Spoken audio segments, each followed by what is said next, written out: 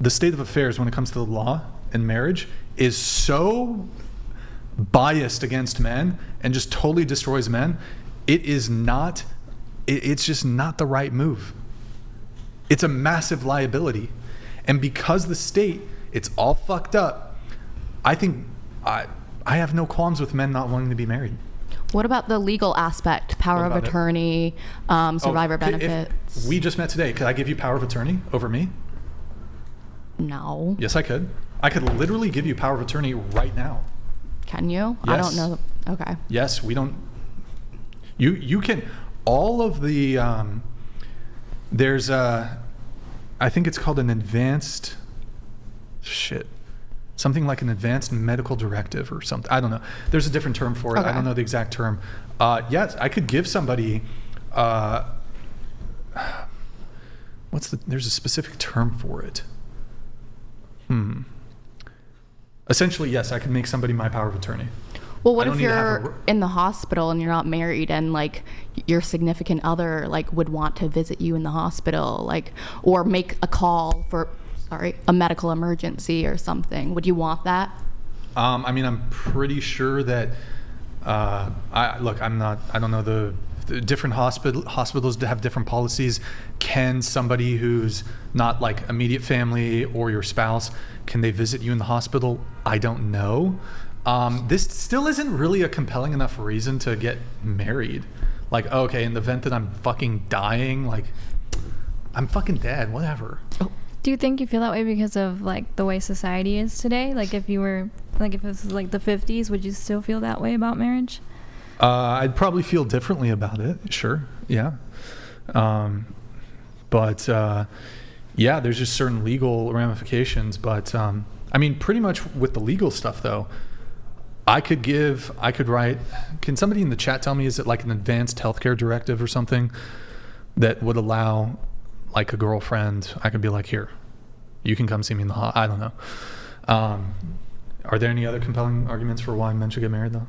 Or just like, because if you're married when you do divorce, you know, having that contract, I guess, you know, if it's like a prenup or like splitting assets or maybe splitting debt or like who gets what, that's like contractually there. So you're in favor of prenups? I think it depends on the relationship, but I think if people want it, then I would get a prenup. Your boyfriend's the breadwinner. He's like, I want you to sign this prenup. You gonna sign it? Yeah. You won't feel like you don't trust me, blah blah blah. No. You wouldn't say okay. Some women will feel that type of way, but if I'm not married, I don't need a prenup. I don't need any of that. So why should I get married? Well, I'm just saying, like, I don't know. I feel like the legal aspects is like kind of secondary, and then the most important part is, like, I guess, is just like the unity, and then also, you know, just having that trust and everything, and being a, you know, like you said, like a more, how did you phrase it? Like what? Like a powerful woman, or I don't know the exact adjective. Value, yes, high value, just like high value women. I think that is the most important aspect. So yeah, I actually agree with this point. So I agree with Ashley that by virtue of me not wanting to get married, I'm gonna probably lose certain dating prospects. Don't care. Okay. Don't care. Okay. Plenty of fish in the sea. Okay. And I mean, if she's really about me, here's the thing. Like, she has to come into, like, you guys might not agree with this, but here's my view. When it comes to a relationship, it's got to be my way. You might think, Brian, that's fucking crazy. Look, you guys want us to lead. You want us to take the initiative. You want us to provide. Like, if with the girl, like, just to be clear, I'm not like some playboy that's trying to fuck 10 different chicks, Dan Bilzerian, that type of shit. I like relationships, right? But I don't feel like I could have a lifelong date or be with this woman for the rest of my life, have kids, all that. I don't think I need marriage to have that, though. And if you're really about me, you're going to be like, I love you. I don't need it. I've seen this work before. Oh, my bad. But they didn't have kids. But yeah, there's a lot of people that do, and I get it. Like, I think there's something valuable in the sense of, especially in relationships, a lot of people, everyone always says when people break up, like, oh, communication wasn't like the strongest, or like that's usually an issue that people have. I think there's something very pivotal about saying, I am going to make a public declaration that you are going to be the person that I choose to go through life with. I think that alone, a lot of people in relationships will pause and go, I don't know if I want to make that commitment to the person that I'm dating right now. I think for two reasons it's beneficial, in the sense of really saying, one, really having you analyze, is the person that you're spending your time with and the person that you're committing your valuable time, the one thing you can never get back, the thing you are choosing to build a life with someone.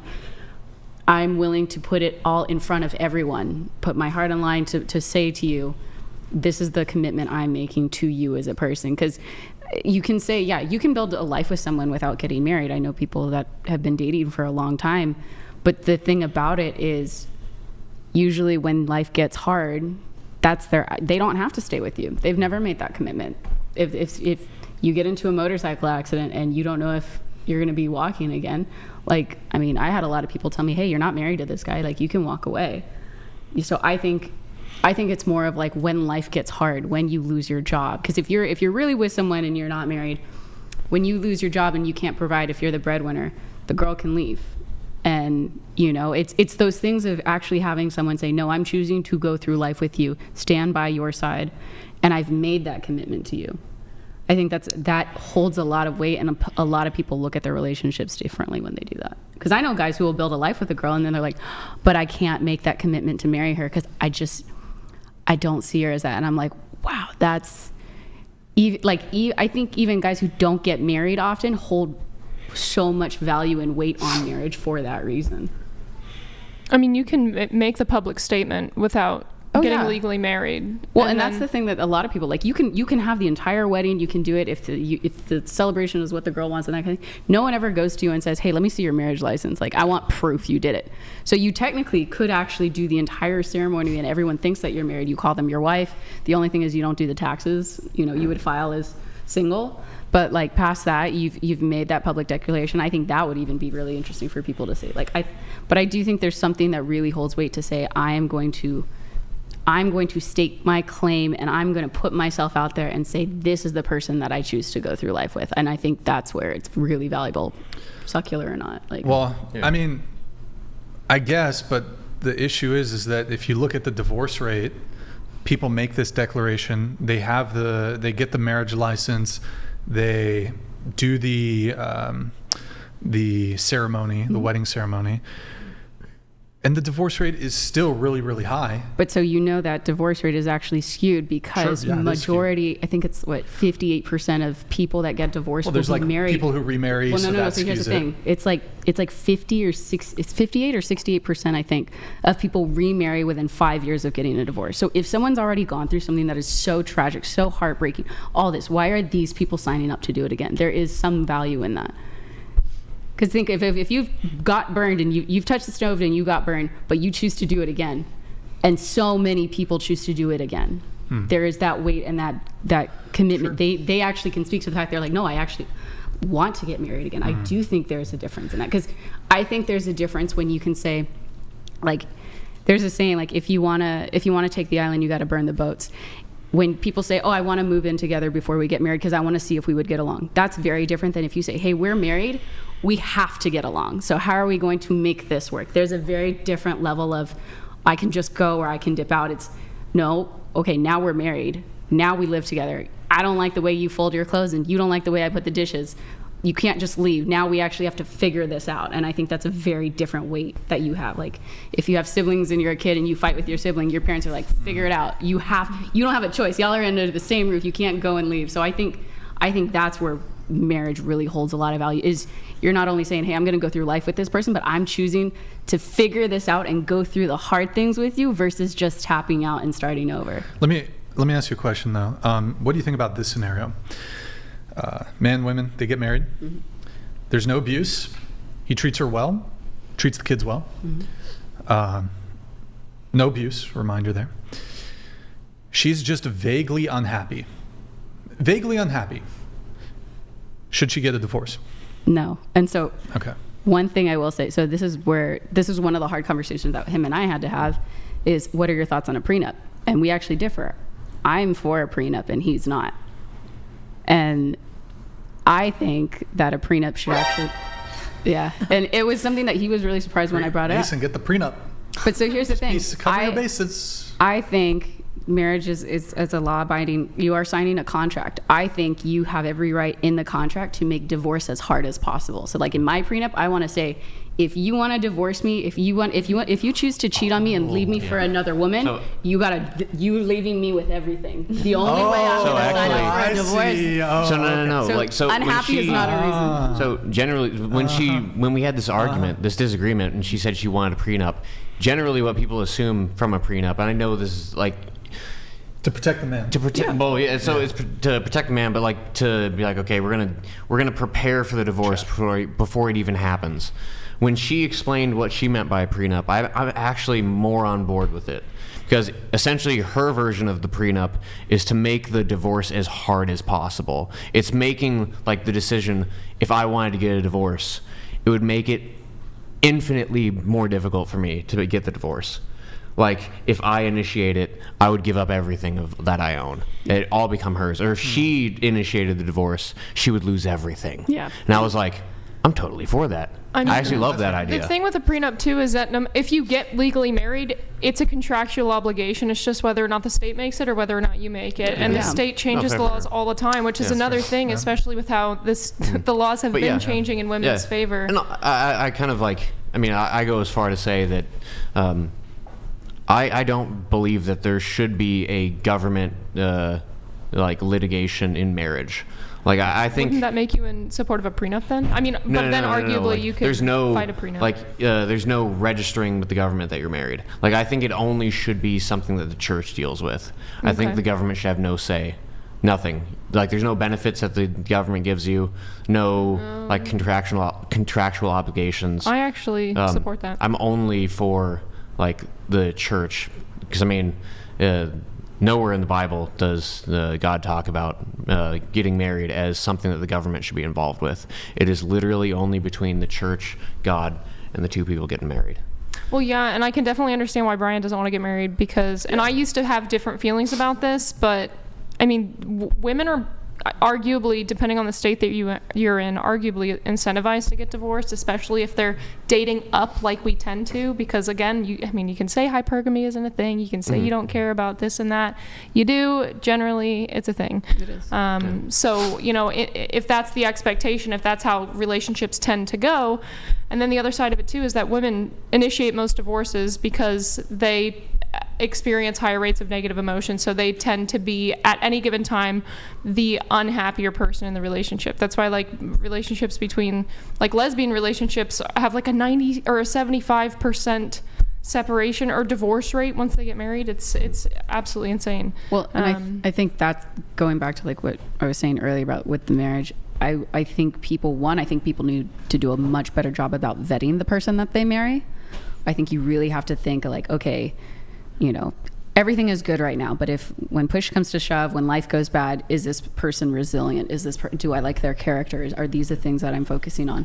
I think a prenup is something that like you can make it in favor of the marriage. I think a lot of people always look at it as like worst case scenario, but it's like, no, I want it to say if he decides to leave me 30 years from now for a 22-year-old, he has to forfeit everything. Like I want him to really think about those things, and I think that's where people don't necessarily view a prenup. I think they always think of it as just in like division of the assets, but there's so much more that you can actually say like, hey, no, I want to make sure that you are going to stick by me through and through, and it's going to be so hard for you can't just walk away.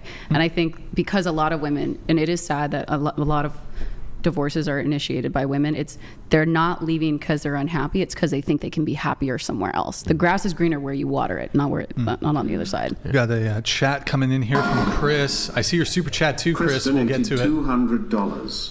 41. Make $2 million a year. Not married to my girl. She can make financial and medical decisions for me if I am unable via the trust and power of attorney. Yep. Men who are winning and aware do not get married. Are you aware? Yo, Chris, thank you for the TTS.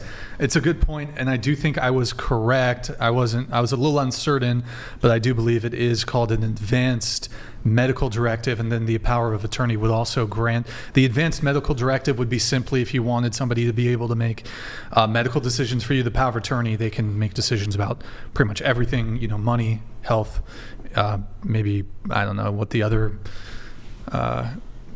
areas of that would be, but yeah. So anyways, look, really quick with the prenups, I think it's kind of like prenups, if the woman's motivated enough. I was coerced to sign it. Like, bro, you can get out of it. You can challenge it. Anything can be legally challenged. And especially in the United States, it's fairly, actually I heard, maybe this isn't the case, but it's fairly litigious, and people are kind of sue hungry, so you can challenge it. It'll just create conflict. I'm just, look, personally not in favor of marriage. I think the divorce rate's really bad. Women overwhelmingly initiate breakups. They overwhelmingly initiate divorces. And ultimately, when it comes to marriage is a contract. Even if you're religious, if you're married, the state presides over your marriage, not the church, not God. When you go and get divorced, you're going to go talk to some atheist attorney who doesn't give a fuck about your biblical values. The state presides. Your attorney is going to try to get as much money for you, and by proxy for him, as possible. Because a lot of these divorce attorneys, they're going to do like, okay, we're going to get some, you could pay them hourly, but they're going to get some portion of the potential proceeds in the divorce, and there's just a lot of negative consequences, and yeah, just not really in favor of it. Chris also wrote it here as a super chat, so we'll read it here. 41, make $2 million a year, not married to my girl. We have a daughter. I created a trust and gave her power of attorney. She can make financial and medical decisions for me if I am not able to. Men who are winning and aware do not get married. Only simps who don't know the law. So yeah, I just think, look, you never sign a contract with somebody who's rewarded for breaking a contract. If you actually were to, like, let's say it wasn't a marriage, but you proposed that same exact contract to somebody in like a business sense, it doesn't make sense. It literally doesn't make sense. And I don't know. To me, it's kind of crazy.